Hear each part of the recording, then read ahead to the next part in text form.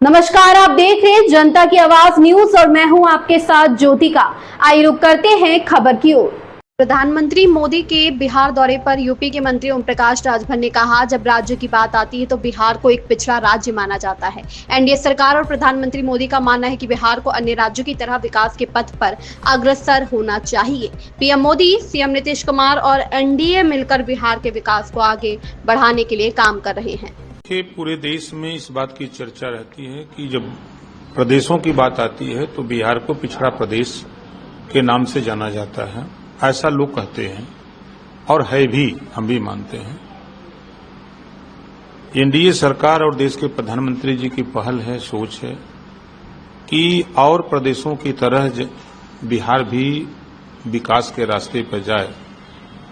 जो काम वहां नीतीश जी ने किया है, जो लंबे समय तक शासन लालू जी का था, तो गांवों तक बिजली पहुंचाने के बजाय लोगों को समझाते थे उल्टा कि रोशनी रहेगी तो सिपाही आगे पकड़ लेगा, सड़क रहेगी तो जल्दी पुलिस आ जाएगी। आज उस बात को नीतीश जी ने घर घर बिजली पहुंचा दी। जैसे यूपी में योगी जी ने घर घर बिजली पहुंचा दी, उसी तरह वहां नीतीश जी ने घर घर बिजली पहुंचा दी। सड़कें गांव तक पहुंच गई बिहार में। जो बिहार में दहशत था लोगों के मन में, गुंडागर्दी थी, रंगदारी टैक्स वसूले जाते थे लालू जी की सरकार में, उस पे नीतीश जी ने विराम लगा दिया। आज खुशी से लोग अपना मकान बना रहे हैं, कहीं किसी से कोई रंगदारी टैक्स नहीं मांग रहा है। और आज विकास के लिए मोदी जी और नीतीश जी एनडीए में सब लोग मिलकर के बिहार को प्रगति की तरफ ले जाने के लिए प्रयास हो रहा है। तो ये बात न कांग्रेस को समझ में आती है और न आरजेडी को समझ में आ रही है। आज भी वहां बसने के लिए लोगों के पास बहुत से ऐसे गरीब हैं जिनके पास बसने के लिए जमीन नहीं है। ये बात ना तो आरजेडी के नेताओं को समझ में आती है न कांग्रेस को।